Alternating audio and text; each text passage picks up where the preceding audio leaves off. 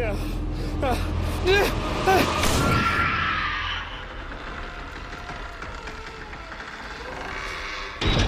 Welcome to the My Haunt Life podcast. Hello and welcome to the My Haunt Life podcast. I'm Mike. And I'm Russell. And Russell, I want to start this podcast by saying something that I totally forgot to say on the last podcast. Okay. So we have the haunt line. Yes. I can't help but giggle every time I say that. And we ask people to give us a call, shoot us a text, leave us messages and whatnot. And do you remember in the episode where we debuted that, you were talking about beef jerky and how you kept it in the fridge? Yeah. Every text and voicemail we got was about how barbaric and crazy and weird it is that you put beef jerky in the fridge. Really? Yeah. Yeah, Mike has not shared all the messages with me, obviously, so... It's such a foreign concept, and it's just... I'm glad I'm not alone in thinking okay. It's a foreign concept. I like it chilled. Okay. That's weird. Really? It's that weird? Yes. I'm fairly new to jerky. Oh, that sounds like it could be a ringtone. So it's just like, I just assumed that you should put it in the fridge, but no, I have no defense. Okay. Anyways, well, if you are in support of beef jerky in the fridge, or if you want to comment on how weird it is, give us a call or shoot us a text at 515-HAUNT-LA. Okay. But we've done quite a bunch of stuff since the last one. We've had some fun recently, It's yes. really weird and insane how it'll go from nothing to, oh my God, it's happening. Yeah. But the first thing we did was an escape room, and we haven't done an escape room in a while together. Yeah, I think between the holidays and between the end of haunt season, escape rooms kind of fell off our map a little bit just because there were so many other things going on. And PSVR. Yeah, and PlayStation VR, yes. Wait, PSVR, PlayStation 4. I'm such a not a gamer. I don't even know how to pronounce it or refer to it. Just shh. We'll guide you, Russell. Please lead me, Mike. But yeah, I mean, with things like I Expect You to Die and Keep Talking and Nobody Explodes, which we talked about previously, there was kind of like, oh, well, let's do this first before we go out again. And the funny thing is, we'll get into this, but I also said when we reviewed I Expect You to Die, I said, I finally realized how you think, and it's going to be interesting the next time we do an escape room together, knowing how you think. Yes. And it paid off. To some degree it did. And we'll get to that, but... Yeah. So yeah, the room we did was called The Room, and that's at Live Escape Room LA, and we did the room called The Cabin. This was so much fun to me. It was to me as well. Well, originally, the way I heard about this is a friend, Ben, had recommended it to me, and I immediately, I think, texted you, it's like, have you heard of this? And the thing that appealed to me immediately is the theme of this room is so simple and yet completely horror-oriented that I cannot believe there's a million of them. Right, because seems like there's a million of other types of themes. Yes. But for this one, there isn't. And the theme is, you can probably guess from the name, The Cabin. It's a cabin in the woods. We talk about production design, and The Cabin, like, top notch. Oh, yeah. You are instantly transformed into a redneck's cabin in the woods. You know, like I thought I was in Deliverance, and I was going to get raped at some point. Wow. Well, you know what I mean. I mean, that's the theme. I mean, obviously. Oh, there's a new idea for an extreme escape room. Oh, lovely. Escape or get raped. Wow. Send those emails to Mike at myhauntlife.com. Hey, I'm thinking outside the box, man. So, okay. Or at least maybe a movie. I mean, they made Hostel into a movie. Getting back to The Cabin. I'm sorry you can't handle my creative genius. Okay. All right, fine. Yes, that's what I can't handle. So, we really had a good time, and I think actually, I almost said something which I think would be too spoilery. Just from the moment you walk in, like, the mood is set with this thing, and I really, really enjoyed it. And one of the things, Mike, that I loved about that first sequence is, I wouldn't say it's claustrophobic, but it is. Yeah, it's like you realize, like, oh wow, like the space that you first enter, and you get your bearings, and you figure out sort of like how things are operating, because you know every escape room is a little bit different. You kind of figure out what the mood is and what the vibe is and how you are going to proceed. You start out in a fairly small area. Oh yeah, and we had 6 people with us, and I think the room holds up to 8. Yeah. Is that correct? So Right. I mean, if you had a full 8 people, that room is going to get tiny quick. Yeah, it is. It is, absolutely. And the puzzle to get out of that area, I thought was really clever. Yeah, I agree. Very enjoyable. We're talking about the cabin and the escape room, but we should probably read the backstory really quick. It's the story of Dwight Carpenter, and he was born the son of Ted Carpenter, a backwoods simpleton, and Wendy Loomis on a quiet morning in 1968. Wendy had the unfortunate displeasure of crossing paths with Ted while she was a counselor at the nearby summer camp. All the counselors were slaughtered and consumed by Ted except Wendy. Ted kept her caged up in his workshop in the back of his secluded cabin. Sometime after Dwight's birth, Wendy found a way out of the cabin and never looked back, even for Dwight. For she knew that if anyone ever found Dwight, she would become a social outcast. As the years passed, Dwight started to have more questions about his mother and her whereabouts. Ted always told his son that his mother left him to go live the life of sin in the city. Every night before they could devour their day's hunt at the table, Ted always ranted about how their victims were divinely brought to them. Their appearance was God telling Ted it was their time to go. For the whole world was rotten, but that of Dwight and Ted. When Dwight was 15, he saw his father as a threat and knew he could fall prey to him at any second. He loved his father dearly, but was worried about his aging mind was going to get the best of him. To be safe, Dwight scattered clues throughout the cabin that only he knew the solution to. This fear of his disappeared on one fateful evening in 1985 when a group of hunters accidentally shot and killed Ted, mistaking him for a deer. Fueled by grief and rage, Dwight finally saw the world as his father did. Those hunters became the first of Dwight Carpenter's many victims. Will you join them? And I am happy to say we did not join him. No, we did not. We were able to escape the cabin. Yeah, and after hearing that, because obviously this is posted outside the escape room, and you should definitely read a backstory of an escape room before you go in.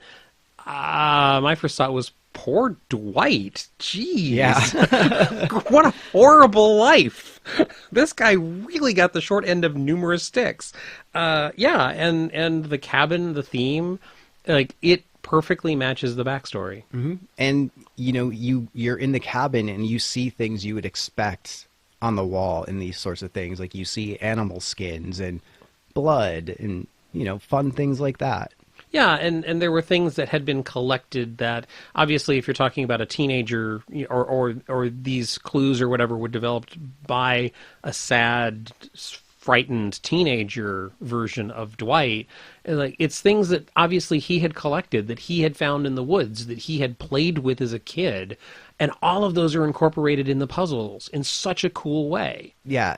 And we often mention things like that, where if the puzzles are part of the story, and these were, and some of them were really clever, and you think to a 15-year-old hick, basically, hiding these and creating these clues, and it's like, oh, I can see that. That makes sense. Yeah, one of my favorites is, and I won't give it away, but you literally have to figure out the order to do something based on what a teenager would play with. Yeah. And I thought that was really cool when it unfolded. And we mentioned that the clues in the story tells us that a 15-year-old made then hid the clues. Make no mistake, this is not easy. It's not a typical 15-year-old. I guess he's kind of gifted in a way. Well, I mean, he had a lot of time in his hands to think. But yeah, like, don't think this is going to be easy, because it's definitely not. Yeah, there's definitely a couple of riddle-like puzzles that were definitely a challenge for our group. One thing, Mike, I think we should mention is that depending on when you book this escape room, you may encounter Dwight himself while you're working on the puzzles and the riddles and the confusing things to figure out on your way out. Dwight is not always there, apparently. He is there right now, I believe, on the weekends. But definitely our experience was that we did have some interaction with Dwight, and it was actually really fun and added a lot to our experience. However, even if he were not there, we definitely would have had a good time with this escape room. Yeah. This is a newer room. It's only been open for about a month. So I think some of the things they're doing, they're still trying to make everything 100% perfect. They're still adding puzzles. For example, the day we went, we were told they just added 3 new puzzles towards the end, and not many groups have seen them yet. So it sounds like they're still tweaking things a little bit, but it still didn't take anything away from it. No, definitely not. You know, with any new room, they're gonna see things and see how people react and see how people solve things and adjust accordingly. And they're in their adjusting phase right now, and it's awesome. Well, like you said, Mike, we did escape, and the 3 puzzles that they had added, they were so much fun. Yeah, they really were, and they were such a good part of the story. And you know what? And actually, I'm glad you said that, because that, I think, is something really cool about this escape room. Is much of what you find. I said it a couple minutes ago. A lot of the clues were involving things that you know that Dwight would have collected, you know, as the teenager. Yeah. Things that he found in the woods, things that, like, and a lot of those are incorporated in the clues. Those final clues were based on the backstory and based on the relationships that you know Dwight had. So this is definitely a room where the story comes into play. And we've said that before. That's so cool when an escape room has an evolving story like that. Right. And another thing for the puzzles, there's a good variety. Oh, yeah. You know, there's the common key and lock, there's word locks, there's number locks, there's electronic locks. There's a good amount of variations where you'll have to solve them in different ways. Yeah, there's definitely some visual stuff that you have to gather to figure things out. Yes, I think we need to say that this has only been open a month and they're still developing and adding things. This is definitely a room that is ready to play. We're not suggesting you hold off. This room is a lot of fun. The production design is fun. The cabin in the woods horror element, and it's not extremely scary, but there is definitely a mood here. I was surprised, Mike, especially near the beginning. This is also an escape room that gets pretty darn dark. Yeah, definitely. And I mean dark as in no lights. I don't mean dark as in tone. You can tell by the backstory that Mike read, it's dark in tone anyway, but literally physically dark, which was really mood setting and really cool. Yeah, especially as soon as you walk in and the game starts, because goodbye to natural light. Yeah, absolutely. Absolutely. So earlier I mentioned that I saw how Russell acts when he played I Expect You to Die, and I wondered what it would be like to play an escape room with him. Well, this was the first escape room that we've played together since I Expect You to Die. And I really, really do think that it helped, because there was one point where Russell was looking for something, couldn't find it, and I said to him, "Russell, are you stuck in your box?" And he looked at me and did his head shake. He's like, "No, well, I think so." And then so we tag teamed out, and then I went and I found what he was looking for. Oh, wait, you left a little bit of that story out. I did? Yeah, you did. What? I wasn't the only one having a problem finding the solution. Right, but you went back a second time. So, yeah, we sent another team member in, and that person couldn't figure it out. And we had actually missed a visual clue, which congratulations to Mike, because he got the solution without the visual clue. But yeah, it slowed a couple of us down. And but you're right. I was, and here's the mistake that I made, which is something that you should not do in escape rooms, and I am guilty of it, is I looked at something and made a decision, and I never questioned my decision, and the decision was wrong. Right. And it was literally a prop that I looked at and went, oh, I know exactly what this is, and if I had taken some time, taken a deep breath, looked at it, physically moved it, touched it more, I would have come to a different result if I'd spent more time with my hands on that thing. I'm not saying anything. Please don't. Please don't. We'll talk about lust later, Russell. So, but yeah, I looked at something and went, oh yeah, I know exactly what that is. And it was the solution staring me in the face. But the good thing, and I bring this up and because, and obviously it's not to make fun or take credit. I found it or anything like that. But it's I understood where your head was. And instead of getting frustrated like I would normally probably do. Like, what the hell, Russell? Just let someone else go. You know, it was, okay, are you in your box? Like, and that's all it took. And like, I wasn't frustrated. Hopefully you didn't like take any offense to that. But, Oh, like, no, not absolutely you know, not. like, I think it helped a lot. Oh, and then when both Jake was the other person who failed to find what we were looking for, I think both of us, when we realized, both Jake and I went, oh, like, it's so obvious. Like, but we had both stopped before actually looking fully at the situation. Right. So, yeah, it was very interesting. And no, I didn't take offense to that. Yeah. But, so, you know, like Martha Stewart says, it's a good thing. yeah, okay. The building that this room is in is... There's so much excitement from me because it has room to add 4 total rooms. They're working on a second room right now, which hopefully should be open in a couple months, and that's going to be a spaceship theme.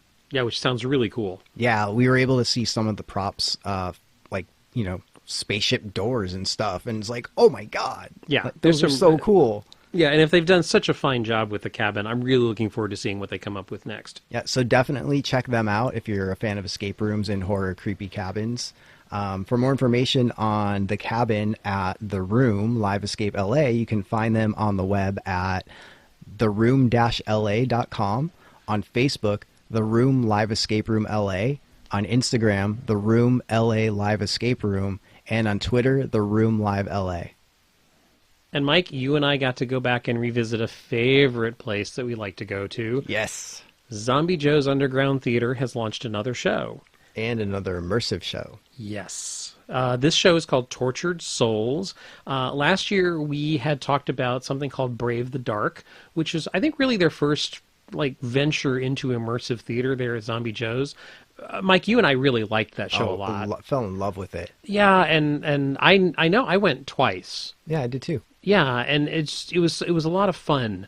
And so when they announced this immersive thing, I was really curious if it was going to be on a similar theme or mood to that. There were definitely some similarities, but I thought this was a very different animal. It definitely was. And the way I've explained it to people so far is where in Brave the Dark, you would travel from scene to scene. It was almost like a haunted maze where you would just travel. But here, the actors come to you more so than going from scene to scene. That makes sense. The way you're guided through the sequences is pretty simple and direct. And I think the cast does a wonderful job of keeping that intimate feeling throughout the whole show, no matter what space you're in. Which, if you know Zombie Joe's space, it's a black box theater. You travel through several different areas of the space, and you encounter characters along the way.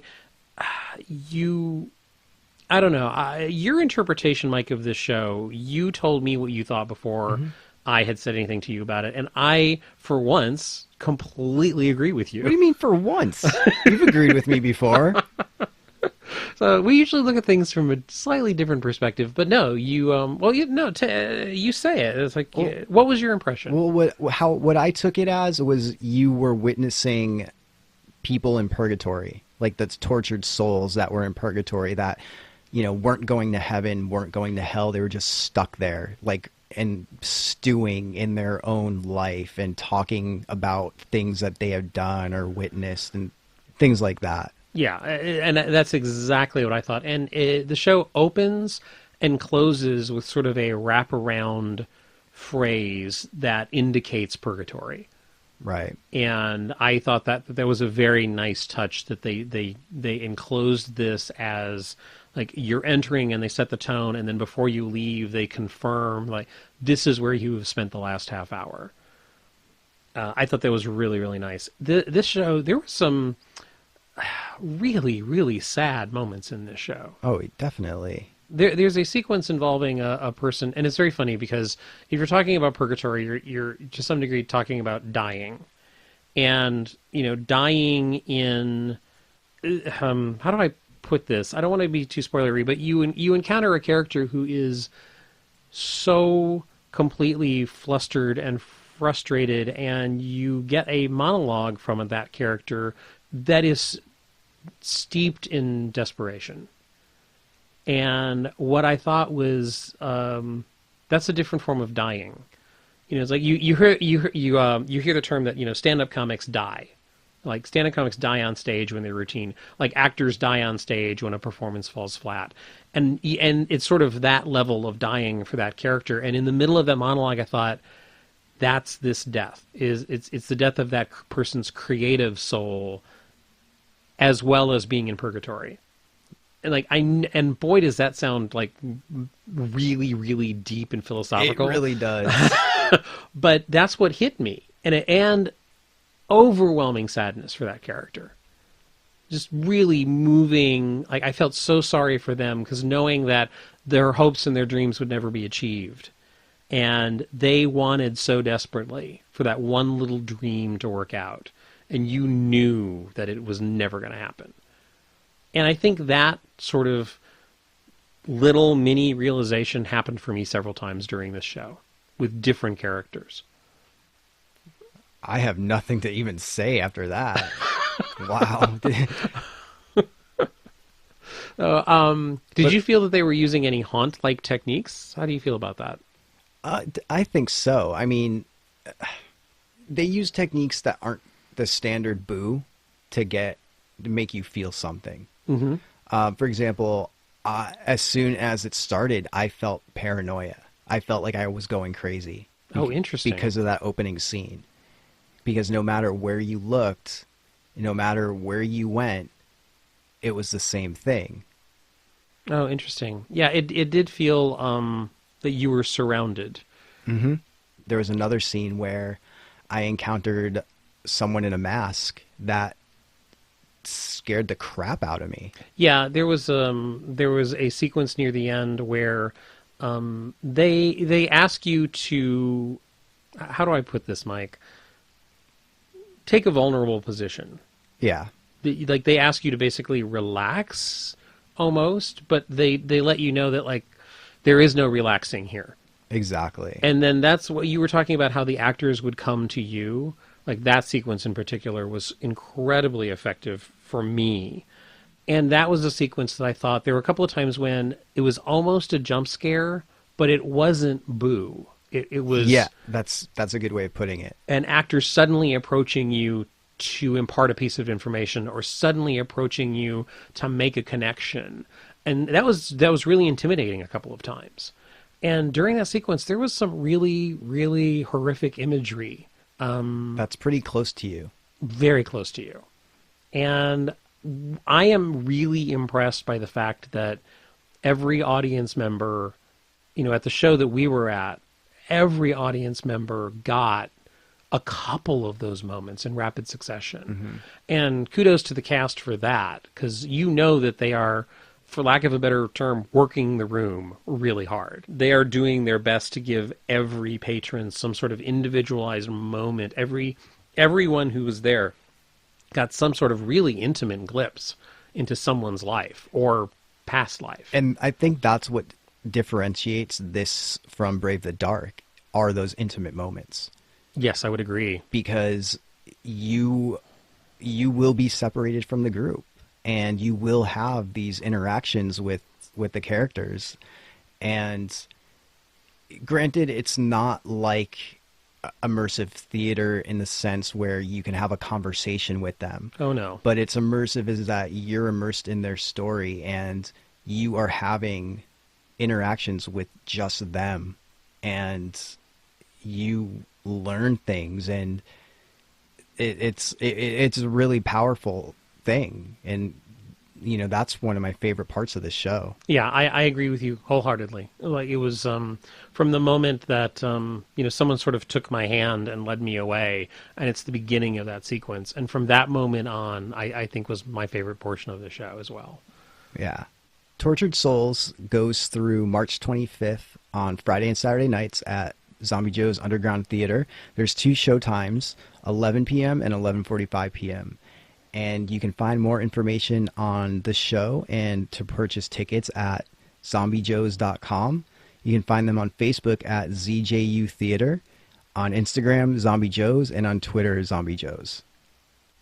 So finally, Russell, something that we've really been looking forward to. Yes. part 2 of the Kansas collection by the Speakeasy Society, The Axe. Yes. We did that this past weekend. Mm-hmm. Wow. What a great! It's a short show. The Kansas collection seem to be short chapters. The 2 so far that we've done have been approximately 20 minutes long. Would you say? Yeah, that's fair.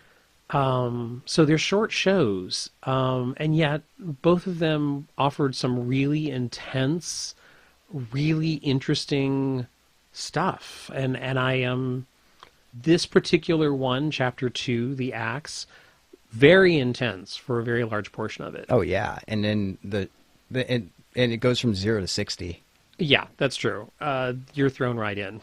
And before we go any further, we should say spoiler alert just in case, because they will be remounting this. Mike and I won't reveal huge, massive spoilers, but we are going to talk about a little bit of the interactions that we had and certain things that were set up before we entered the show.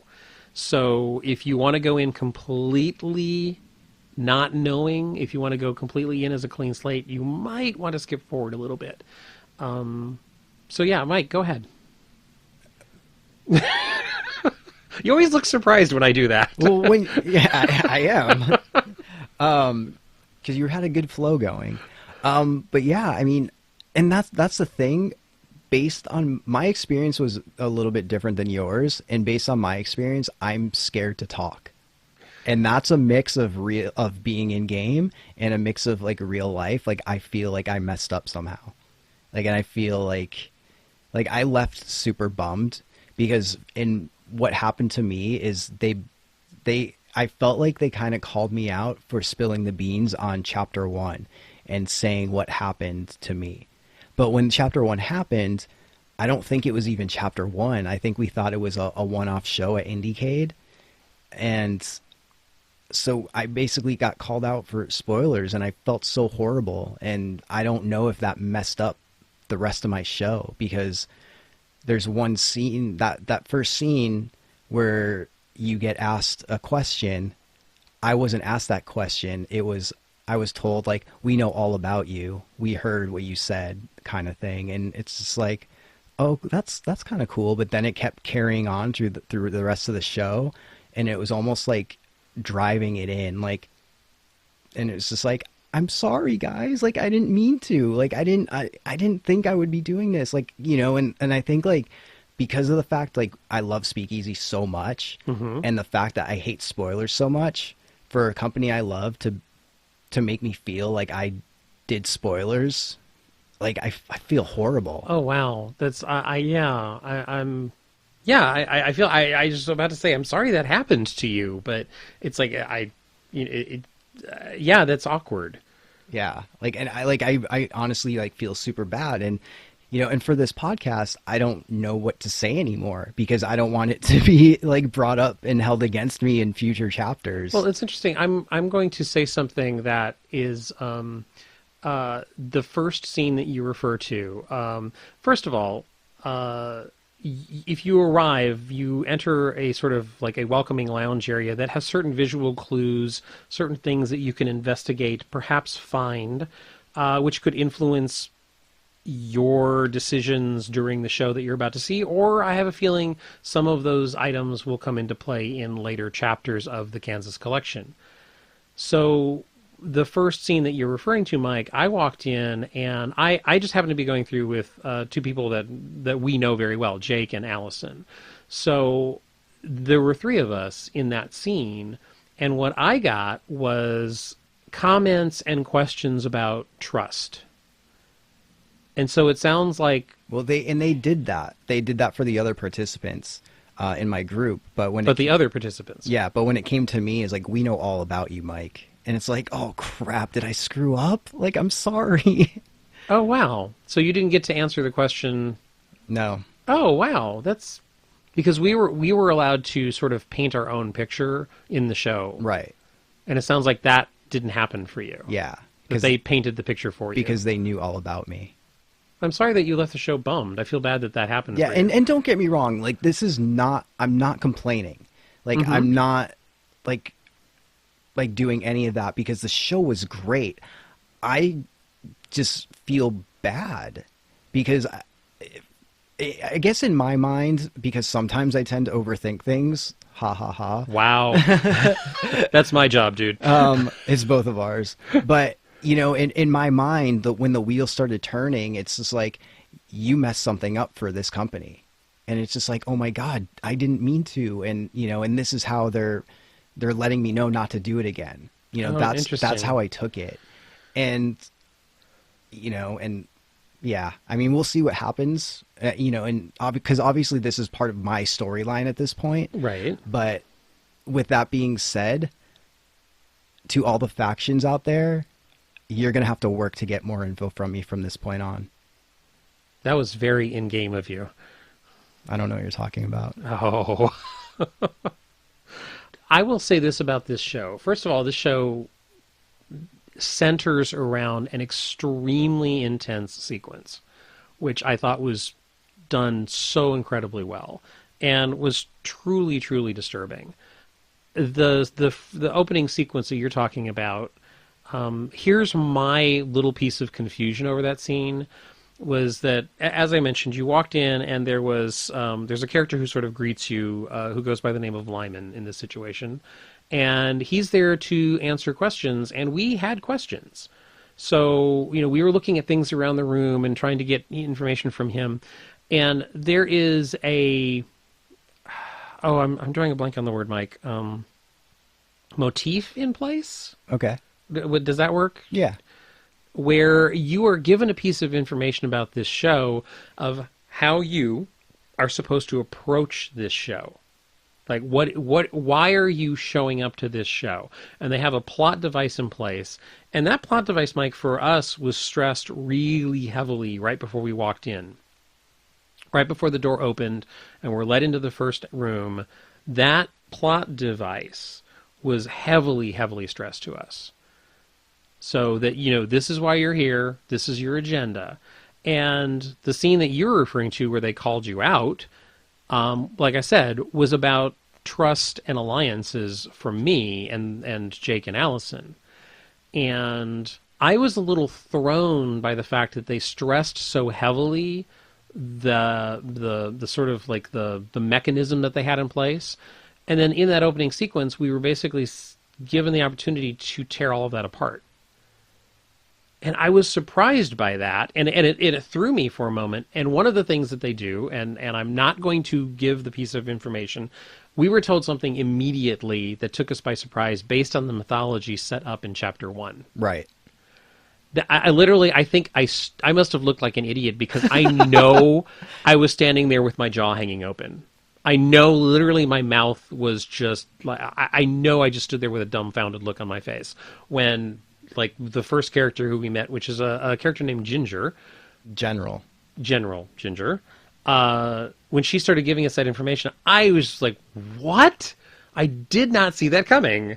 But also, I was confused. It's like, wait, so do I have a choice to make now with my alliances? Or so it was a little confusing. I didn't know how far, or if they were expecting me to reveal a piece of information I have, or reveal where I stood in certain areas. Wow, am I talking around this a lot? But now you've got me worried. Yeah. Good job, Speakeasy. Chapter 3, Paranoia. Yeah, really. So that sequence ends, and I will say this, kudos to the actress, because what happened was, I think she saw Jake, Allison, me as our own alliance. Right. And she actually incorporated that into our scene. And the fact that she thought, oh, well, obviously you three are sticking together no matter what. And she actually incorporated that a little bit, which was pretty damn cool, I thought. Yeah, because for our group, it was me and Debbie and then two guys we didn't know. Oh, interesting. So when she asked questions, I know Debbie was like, well, I know him. I don't know those other two. Oh. So I think that she was like, oh, interesting. Oh, yeah, because she definitely incorporated the fact that we had come together, that we knew each other, and I don't think this will be too much of a spoiler. That's on you, man. She asked me if Jake and Allison could trust me. And my response to her was, they already do trust me.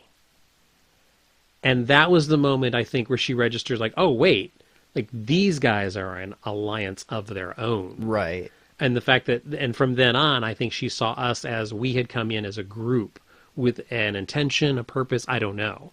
But I thought it was really clever of the actress to kind of incorporate that in her vibe from that moment forward. See, and it's interesting that that question was asked, because that reminds me of a certain other question that I was asked. Oh, are you referring to the fact that in Chapter 1 a very similar question was asked? Yeah, by someone that wasn't the general. So I mean, this is me going on my conspiracy theory, but what if those guys are in cahoots because they have the same questions that they're asking? Oh, damn you. I hadn't thought of that. Like, what if that is just a front? This is so complex. Dude, it really is. Actually, look, again, congratulations to Speakeasy Society for creating this complex a universe, and literally in just 2 chapters, we are this freaking confused. And I don't necessarily mean that as a bad thing or a good thing. It's just what it is. And it makes me want to continue coming back to the other chapters, which there apparently are other chapters coming of this story arc. So, yeah, that's very interesting. So leading up to this show, I think you can tell from what Mike and I are talking around and not saying blatantly, you're given little snippets of information that you enter this show with. And you've been told things in Chapter 1 about who's the good guys, who's the bad guys, who's missing, who's searching for who, and who, there's one character in particular that nobody seems to know where he stands. Mm-hmm. So you're walking in with all of that information from Chapter 1, and then in Chapter 2, it opens up a whole different scenario. And you find out that some of the action that the current leader of Oz has put in place is rubbing a lot of people the wrong way, but how do you react to that? And I think that's what, for the most part, is the chunk of the meat of the acts, is that idea of, okay, well, now what? Those people are out there, they're looking for, the one who got away. And, that missing person means a lot to different people, but she also means different things to different people. Wow, I'm really talking around this too. I don't know if any of this is making sense. However, what can we say about that main sequence, Mike? It was jaw-dropping, effective, amazing. Yeah. It totally caught me off guard because I was trying to figure out a way to change that before it happened. Interesting. When I walked in, I knew a little bit. I had a little piece of information leading up to this show. Some people, it was made clear that there were certain key words or phrases that if we listened for might trigger something, a reaction from someone. And unfortunately, the other 2 people in my sequence didn't know what those phrases were, and I did, but I was nowhere near the actor who delivered the phrase. So it was just so they didn't know what was going on, and after the show we talked about it, I was like, well, it's yeah, they actually gave you an opportunity, I think, to open something. However, and this is, I can't say exactly because it would be a huge spoiler, by the end of the show, I realized that I don't know if that would have served me well. As this, they make no bones about it. This whole world exists. The patrons are being recruited. They're either being recruited for the Scarecrow army or they're being recruited for some other purpose. Right. By someone else. And I think if I had been there and I had revealed the information that I had, the knowledge that I had, I think something different would have happened for me. That's interesting, but I never had the opportunity to play it. Because there's no wrong answers, only consequences. which they keep going back to. And that also was heavily stressed to us right before we walked in. So I know we're talking around it, and I know we're talking very, very ambiguously about this show. I hope it's coming across that we are very, very fond of this mythology that Speakeasy Society is creating. I have no idea where it's going to lead. It is so incredibly dense and layered. Kudos to them for that. I loved the sequence.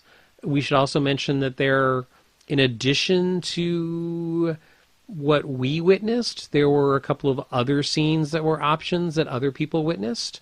There were phrases and clues and numbers and lots of other things that some people uncovered and others didn't.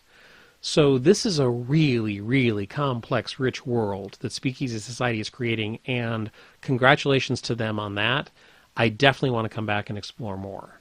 Oh, I do too, and I'll be back. I just don't know where my path is leading at this point. Well, it's interesting that you were kind of singled out that way, because the rest of us, it seemed, were given a choice that was... do you feel it was taken away from you? I mean, I don't know, because I don't know what would have what would have happened if I never talked about what I talked about on the podcast. Right. You know, would I have gotten the same questions as everyone else? And because the questions we got were sort of like, where do you stand? Where do you stand? yeah, Where do you stand? And that's what we all got, except me, because when it got to me, it's like, we know all about you, and it's like, oh crap. Oh, interesting. Well, Yeah. Stay tuned. Yeah, so we'll see. Yeah, I'm really excited for what's coming. Obviously, they are intending multiple chapters to this escapade, playground. I don't know what you call it at this point. So this world that they are creating, there's going to be several chapters throughout the year. That's very clear that that's where this is heading. And I'm definitely looking forward to future chapters. So definitely, Speakeasy Society, congratulations on creating such a completely unique thing. And we are big fans. Yes, that's an understatement.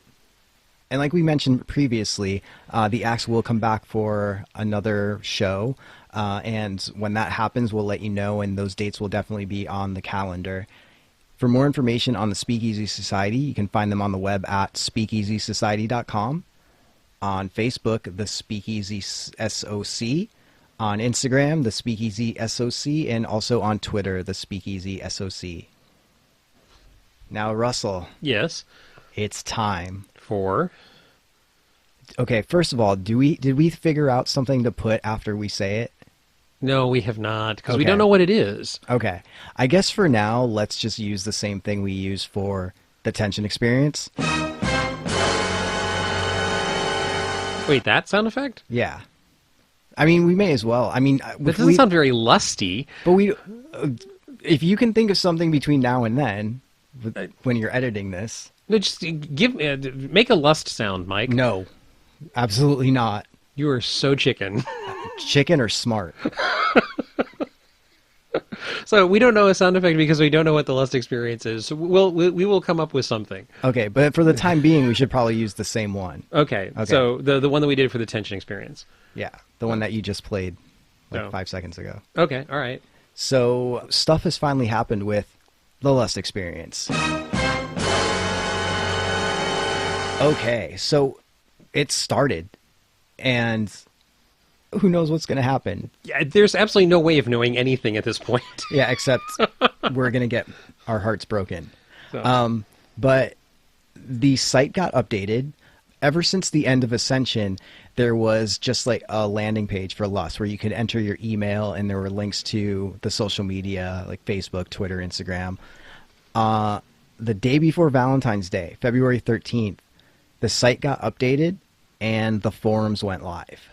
It was so fun watching the forums because there's an activity feed and you can see when people register. So it was like getting the band back together. You know, we saw all the old usernames come back, like, and it was just like, oh, and it was cool because it was reminiscing of when the Tension forum started and seeing all these new people talk and like how we all became friends and all that. So that was really cool. Yeah, it was. But and then theorizing started almost immediately, and it was great. Which I love the fact that there was so much theorizing going on when there was nothing to theorize about. There's always something to theorize about. No, come on. Really? There was some overkill going on there. No. Well, that's what happens when there's nothing else. You have to make stuff happen. So I felt it was kind of like watching piranhas feed on themselves. Okay, if you're into that. There's probably videos of that on like the dark web or something. No, I just thought people were trying so hard to like, oh my gosh, I'm examining the website here. I'm examining like people were trying so desperately to create something. See, I don't take it that way at all. Like I don't think I it's did. desperation to create. It's desperation to see if there's any hidden things. Because Okay. that's what I did. I think most people, because of what Tension did, we all looked in the source code. We all looked for hidden pages. We looked for hidden things in like pictures, stuff But like that. also with Tension, how many of those were absolutely immediate from day one? Right. We didn't know what to expect, but now we have a history Right. of what the same creators have done. Right. So why would you not look for those things? But on Tension, it unfolded. Right. But we don't have to learn that anymore. We know. We have a history. I still go back to the piranha analogy. Okay, that's fine. But so the site got updated, and someone asked in the forums, like, did anyone look at the source code? And I believe Keepsy did, and she responded saying, "Oh, it looks like just regular WordPress mumbo jumbo," or something to that effect. Then the controller made an update that told Keepsy, "Are you sure about that? You might want to check again." And so then she went back and checked the source code, and in the code was written Keepsy in that kind of the way the devils were made in Tension, with slashes and @ symbols and stuff. It was her name spelled out like that, and then it said February 15th at 7 p.m. might be important. And so then all of us started freaking out, like, what's going to happen? Is this going to be an in-person event? Like, what is it?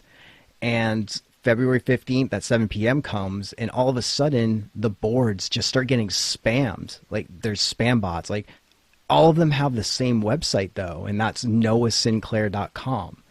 So we all start going to noahsinclair.com, and you go, and on his homepage is a picture of him. And when I went to the website, my jaw dropped because it's Suit Guy. From the Tension experience.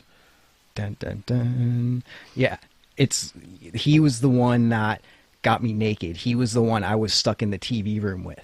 Like, You see, that I never guy. encountered him in Tension. Yeah, like he was there. Like him. Like I feel like him and I have a history. Just because of the things that happened to me in there. But it was Suit Guy, and all along it was like, what's Suit Guy's name? What's his affiliation? He was in the Red Room with OSDM when I was in there, and all of a sudden this website pops up, and it's him. And it's like, oh my God, like, who is he? So you start reading his website, and he just sounds like the biggest douche ever. Yeah, absolutely. That was my impression as well. And like say, and see when I started looking at him, because I don't have the history. It's like I'd never encountered him. I dealt with Samson a couple of times during the Tension experience. So I had no history with him, and my impression of the website was just, this guy's a joke. Nobody would buy into this. And to be totally honest, I didn't find him that interesting. Right. But like, the website, it looks like one of those Tony Robbins type seminar websites where Self-help guru. Like, I can teach you how to attract power and to stop being ugly. I can teach you this, and here's why. Because when I was 22, I kicked my dad out of being CEO, and I took over, and he shook my hand, and it's stuff like that, and it's I don't know. It's really interesting. I don't know. Maybe it's because I've worked corporate long enough where he's the guy that you show up to work one day and security is escorting him out of the building because they won't even let him clean out his own personal belongings. They'll ship them to him. Right. That was my first impression of this guy. I was like, this guy's a joke. Yeah, he has that attitude of, if you want something, just take it. And if someone gets in your way, punch them in the face, like screw the rules, that kind of thing. Now, here's the thing that I went to was, okay, fine, let's look at this in the universe that we're familiar with the OSDM, which is supposedly the organization which is presenting the lust experience. So we are familiar with the character of Michelle, who appeared at the end of the tension experience. And she was also very much about power through gathering our personal information, which Noah's website is asking for some information about us just by submitting our email. Michelle seems to be more about a bigger scheme, what can be accomplished. And at the very end of the tension experience, her message is more about the old ways aren't working. There's so much more efficient, so much more things that we can get more power faster by all the use of information with everything at our disposal. This Noah guy is more about promoting himself, it seems. Right. Michelle seemed to be more of a party line kind of gal, I think. Or how do you feel? Well, that's what I don't know. I feel like Michelle took Noah's course. Like, that's how I took it. Like, that's what it kind of seems like. To me, Michelle seems like a bigger thinker than Noah. But the way she acts, it's like, this is how I'm doing it. You know, all of the conversations and emails we saw between her and the clockmakers, stuff like that. That's what makes me think. Good point. You know, very good point. The ones between like her, Samson, and Samson was like, oh, I'm sorry for her, you know, apologizing on her behalf. And she was just kind of like, screw it, like blah, blah, blah, you know. Interesting. But here's another funny thing, because you mentioned people within this universe. Did you notice this on one of his pages on the examples of systems in action? Is Tom your boss? Well, I want you to go in and say, Tom, I'm a threat. I don't respect you. I'm going to take your job because I'm a better, smarter, tougher, and more tenacious than you. In fact, I already have it, and you're too goddamn stupid to even realize it. Maybe some of you will think, oh, Tom has 3 little girls in that new Fiat. Maybe I should just work hard and get ahead by coming in 15 minutes early, making people like me and taking it up the ass every day. F Tom and F his family. They are the ones who chose to put their stake in that weak little bitch, not you. So, oh, yeah, I was aware of that. Yeah. So, by this example, was Tom the original Noah? It's quite possible. You know, and they focused all their attention on Addison, and Noah was like, okay, he's distracted, I'm taking over. I think that's quite possible what the reference is, yeah. And, you know, I was always invested that Tom was actually Addison's father and cared. So... Sorry. No, that's quite all right. It's like you witnessed the reunion of Addison and Tom, which I didn't get the chance to see. So, you know, I did register that was, I think, a reference to Tom Barrow. Yeah. I think that is exactly how we're supposed to interpret that. Right. So I doubt we'll ever see Tom again, probably. I don't know. Unless... Because here's the thing. I don't believe Tom is dead. No, I don't think so either. And if Noah took his spot, for, you know, let's just play on that for a minute. Noah takes over from Tom. We don't see Tom after that video at the end. Mm-hmm. But now all of a sudden Noah's here. I would think if Tom is here, I would think he would want to try to get back and take over again. And, you know, get the power back, you know, especially if this is lust. It could be, you know, the lust and desire for power. Noah seems to have it now. If he screwed Tom over, what if Tom is lusting to get it back? Or lusting for revenge. Yeah. It might be as simple as that. Right. Revenge is never simple, though. Well, sometimes. That came a little fast from you. Oh, usually I hear people say that about you. Oh. Lust. Thank you very much. I think that might have been the lust sound. So, no, I did register that. I also registered, how do you feel about the 3 girls reference? Because I don't remember him ever mentioning... Well, let's put it this way. Well, it could be... If Tom is focusing on Addison, who else would he be focusing on? Margaret, Michelle. Or it could be Addison and Sabrina and Michelle. That's possible. You know? Yeah, I was surprised. I see your point now, but when I read that, it's like I couldn't place the other 2 women, who they might be. But you're right, Michelle... it could be. Yeah. No one knows. I mean, it's all just theorizing at this point. Oh, my God. Now I'm theorizing. Because here's the thing, too. We don't know Tom is his real name. We don't know that he's true. Thomas Barrows. maybe Noah's talking about his legit real family. Maybe he does truly have 3 little girls and a Fiat. Yeah, that's quite possible. Or a wife and 2 girls, or something. Right. So the Noah Sinclair website. Yeah. It just doesn't do much for me personally. Like, really, I was like, like I said, because I've worked corporate, I just like I read crap like that. Yeah, and I just like, oh, come on. Well, one of the things we haven't mentioned yet is there's a contact section, and it lists his email, and it says to get on the list for seminar updates and opportunities to contact him. So I think everyone on the forums sent him an email, and interestingly enough, the day we recorded this podcast, replies started going out. Right. I got a reply from Susan Sinclair. So, I mean, who's that? His sister, his wife, is someone in his family, who knows? Correct. And it seems there's a couple different variations of emails that people are getting. So I sent him an email straight into the point. It's like, I want to be on your list. That's it. And the email I got back said, I have not been chosen, but you have also not been eliminated. And then there's some questions.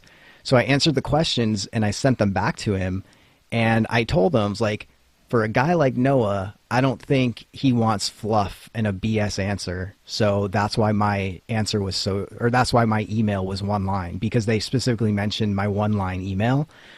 And so that's what I sent them back. And the email also had a phone number that leads to a voicemail. And so I left him a message as well. So, Mike, I have not received an email back. You're not the only one. But I find it interesting that I also sent basically a 1-line email that I just said, contacting to be added to the list of seminars and updates. I literally just, like, the quote that they used, I just fed back and said, like, put me on this list. Right. Well, what's interesting about that is someone I know that did get accepted basically wrote the same email I did. Oh, that's interesting. So it'll be interesting to speak with Noah at some point. Right. And like you said, I know a couple of other people who have not been notified at all. Mm-hmm. So I think maybe they're going out later over the weekend. I don't know. But I have not received any contact whatsoever. Yeah. There's a couple of different response emails so far. There's ones that you've been chosen, the one I just mentioned, and then there's another one basically saying like you haven't been chosen and you're dumb or something. It's something like that. Like I don't know, but that's the gist of it. Right. But it makes me wonder, is this to see who will fight? Because as soon as I read that, that's exactly the what happened to me. I was like, oh hell no, dude. Like, here's why I sent 1-line emails, like for this reason and this reason and this reason. And then I called and it's like, why did you not choose me? Why am I not chosen? Is it because of this, because of this, because of this, because of our time and tension? Are you afraid of me? Like, do you see so much potential in me that you're afraid and that you can't train me because I'll take your spot? Like I got like, let's go, man. Well, it's awesome that you have that background with him, that you've encountered him several times. Right. I think that maybe that's why I'm having no reaction, is because I just never encountered him. And, my first encounter with, someone that he worked with, Samson, my first encounter with him was a joke. I mean, Samson was a buffoon in my eyes, and I couldn't figure out why everyone was intimidated. Right. Like, until the second time I met him. So the OSDM has not impressed me so far because the people I've dealt with from the OSDM have been kind of foolish, buffoonish. I don't know. I mean, it's just like that, like the OSDM, I assume, are the people who called me during tension about the bear, cat, bear, bear, stuffed bear, whoever wants to call it, and whatever they want to call it anymore. And I don't know if you remember that, but they called me and went, so we'd kind of like that bear for our uses, and would you mind turning over the stuffed cat? We could be right over. And I was like, you really expect me to fall for that? Yeah, that's when they called me, like right after. And yeah, I said the same thing. So that's my impression of the OSDM. It's just like like a bunch of ineffectual people who are coming across as buffoons. Oh my God, I just thought of something. What? Oh, this goes back to my, like, Tom was in charge and Noah took over. Right. thing. When I was in the Red Room with OSDM, Tom was in the front. Yeah. he's the one who talked to me. Yeah, you said that at the time, that So, you wondered like, what that meant. So, but Noah was in the background. So now, like that, I think this just totally like, makes sense. oh my God, like what if Tom was in charge of OSDM and Noah took over? Like, because, oh my God, it's like all clicking right now, like on these That crazy totally theories. makes sense. Oh my God. Wow. Cool. Okay. We'll see where this goes. So yeah, so far like I'm like, and I'll bet you anything that I will get a rejection email, or I will get like I haven't been eliminated. That's not the kind of attitude Noah Sinclair wants to hear. Russell, if you want a reply, you take that reply. Really. Yes. I'm sorry, I can't even listen to you with a straight face. Just like Addison is not a character. Noah does not want to hear that. All right, fine. We'll see where this goes. I don't know. So, as you can see, things are already going nuts and theories are flying and it's amazing and it's a great time to be alive. But for more information on the Lust Experience, you can go to thelustexperience.com. On Facebook, The Lust Experience, on Instagram, The Lust Experience, and on Twitter, Lust_Experience. And once again, for Noah's website, it's noahsinclair.com. So something new that's been on everybody's lips lately is something called the Black Matter Foundation. Yes. And no one really knows what it is. We think it's the start of an ARG for something. I found out from you. I was completely unaware of it. Yeah. How did you find out about it? A few people messaged me like, "Hey, do you know about this?" So it was one of those things where I think Christine was the first person that came across it because someone from Black Matter started posting in escape room groups on Facebook, and they kept getting deleted. And so she reached out to them saying like, "Hey, like if this is like an escape room or something, let me know. I'll make sure they don't get deleted." And so she was the one that brought it to a bunch of ours attention. And then other people just started, once they found out, they would start hitting me up like, "Do you know about this? What is it?" And it's like, "Oh, I have no idea." The website is really cool. Like there's things that deal with MK Ultra. There's things that deal with the Manhattan Project and a bunch of like conspiracy type stuff and military type stuff. And it's a very slick website. yeah, it's really cool. There's videos and there's a part you need a password to get into, and of course there's a contact form. So I would suggest if you want to participate to send them an email or fill out that form. But yeah, it looks like the start of something that could be really cool. The website is blackmatterfoundation.com. I haven't been able to find anything on Facebook or Instagram or Twitter yet, but keep your eyes open.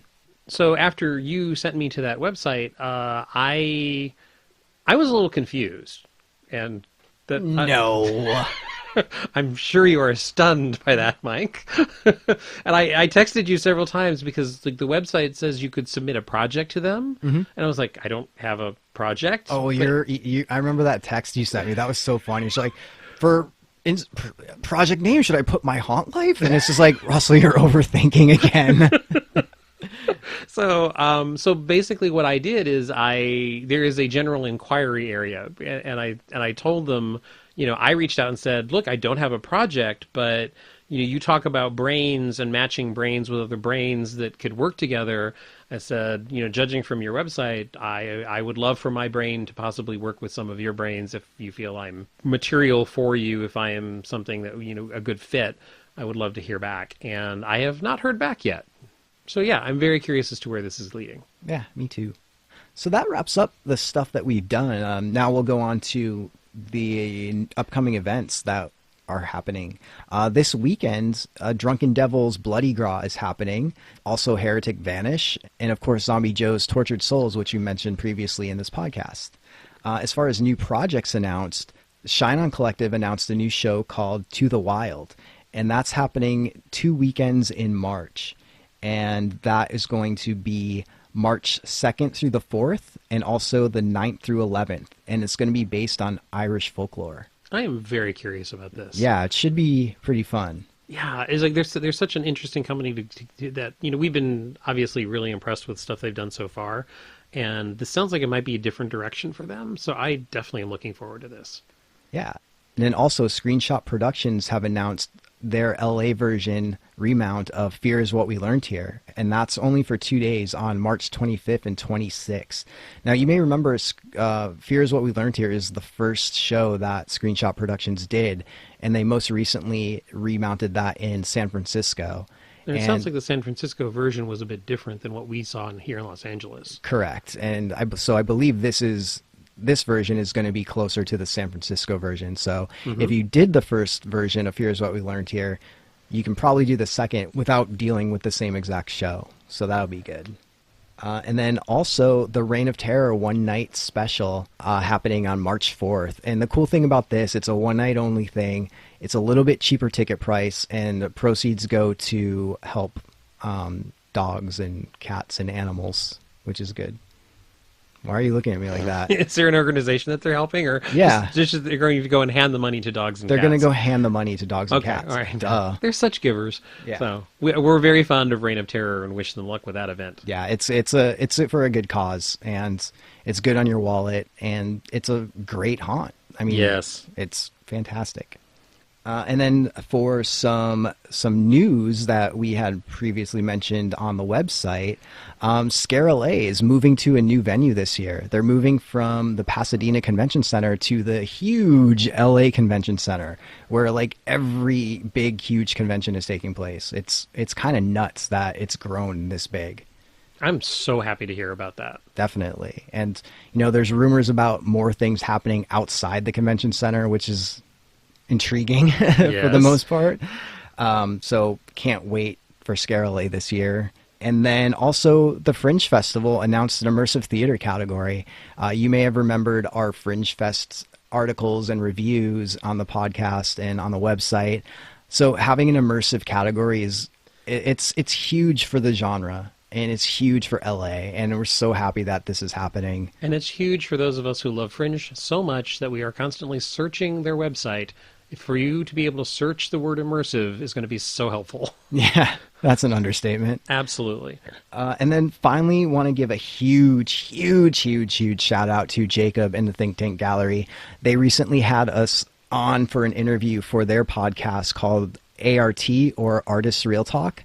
And Jacob, Russell, and I, and Dino talk about all things haunts and immersive theater and the tension experience and our experiences and just random things happening in LA. And it was just such a good and fun conversation. And Jacob and Dino are such great guys, and what they do for the LA scene with Think Tank is so huge. So we're super happy about that. And the fun thing for me, Mike, about that conversation was it also gave us a chance to kind of explore, at Jacob's urging, like what we've seen that has worked and hasn't worked, and where we think some of this is leading, and what would be good to incorporate, and certain things that we feel might not be working for the community. Yeah. So it was an interesting conversation. It was stuff that we hadn't, I think you and I have talked a little bit about many of those subjects off the podcast, but we usually don't cover it here because this isn't necessarily the forum for that. Right. But Jacob was able to give us some time to really explore that. And Jacob had some really interesting thoughts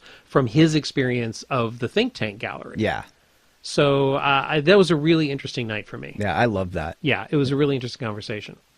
So that wraps this podcast up for the moment. Until next time. All of the links to things we just mentioned will be in the show notes, so you can find information on all the tickets going on sale, and also the links to articles and to the interview we had with Think Tank. I think that does it for this one. That pretty much wraps it up. Yeah. It was a good couple weeks. Yeah, it has been a good couple of weeks. It's gotten me in the mood to do escape rooms again. Yeah. Because we've had a bit of a break. Why don't you beat I Expect You to Die first, then we'll talk. Anyways, if you want to reach out to us and give Russell tips on storing beef jerky, or how to beat I Expect You to Die, or talk about anything, you can email us at russell@myhauntlife with 2 S's and 2 L's, or mike@myhauntlife with 2 S's and 2 L's. Of course, you can find all these information and more on our website at myhauntlife.com. Go there and you'll find the calendar, the Visit LA, the forums, all of our old podcasts, and all that fun stuff as well. You can find us on Facebook, Instagram, and Twitter at My Haunt Life. And we're also on YouTube where we have the podcast. So if you're a YouTube fan, you can listen to that as well. And of course, we have the new Haunt line. I can't help it. I love it. Which is 515-HAUNT-LA. It's something that you'll never forget. Call us, text us, leave us messages, talk about beef jerky or VR or haunts or anything. That about wraps it up. I'm Mike. And I'm Russell. Thanks for listening.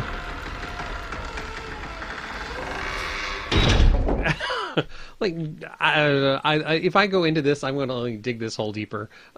Yeah, probably.